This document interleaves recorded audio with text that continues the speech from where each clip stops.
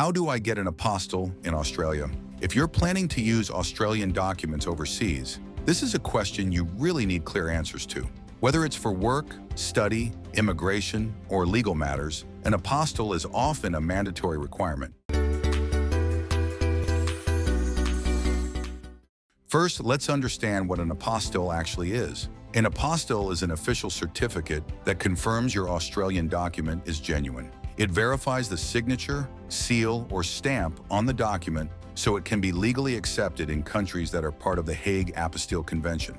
Important to note, it does not check the content of the document, only its authenticity. So who issues apostilles in Australia? The Department of Foreign Affairs and Trade, also known as DFAT, is the only authority that can apostille documents. This is done through Australian passport offices located in each state and capital city.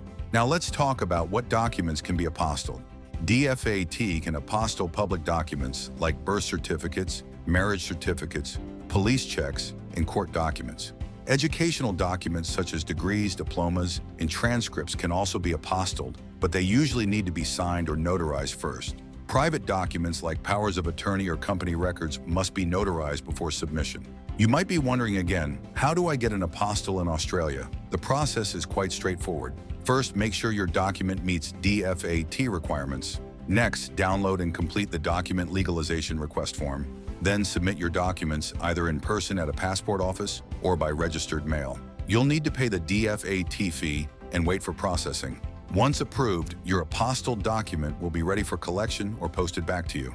If your documents are in English, but the destination country uses another language, you'll need a NAATI-certified translation before getting the apostille. DFAT accepts these translations without extra notarization. By following the correct DFAT process, preparing your documents properly, and avoiding common mistakes, you can save time and stress.